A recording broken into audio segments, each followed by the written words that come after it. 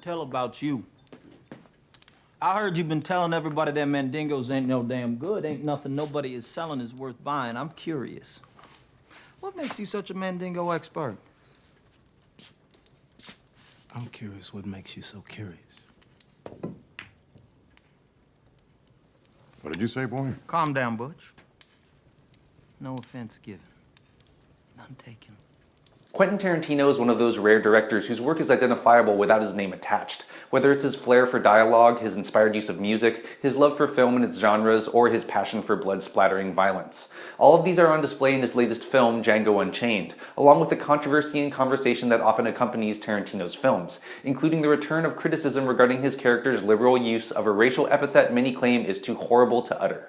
Django Unchained takes place in 1858, 2 years before the start of the Civil War, and stars Jamie Foxx as Django, a slave whose freedom is purchased by a German bounty hunter named Dr. King Schultz, played by Christoph Waltz. Schultz has a more evolved view of race than any other white person in the film and sees Django as essentially an equal, though Schultz's motivations are initially more mercenary since Django can identify Schultz's next targets, the Speck brothers, who formerly owned Django and his wife, Broomhilda, played by Kerry Washington, tormented them both, and separated them as punishment.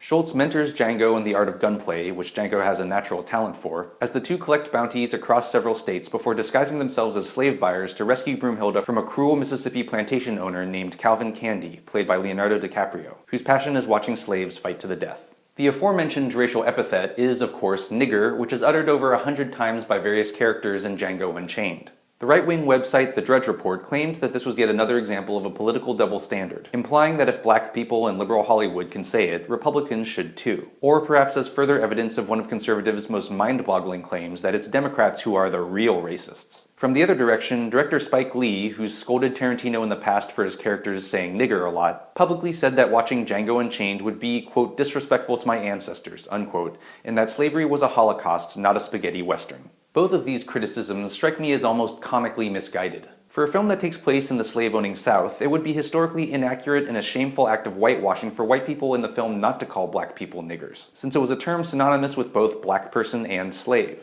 Nor would it even be unusual for black people at the time to refer to each other as niggers, perhaps for lack of a better term, or, in the case of Django, as part of his cover as a slave buyer to convince Calvin that he also sees black people as little more than property. Stephen, Calvin's devoted house slave, played by Samuel L. Jackson, also uses it frequently as a way to place himself above the slaves around him. Django Unchained has rightly been criticized for not having stronger female characters, since Broomhilda is little more than a damsel in distress. And the film would have been more satisfying if Django had to struggle to shed the mental shackles of slavery on his way to becoming the badass he's portrayed as being from the start. But getting freaked out about the mere presence of a word, regardless of the intent of how it's used, strikes me as childish.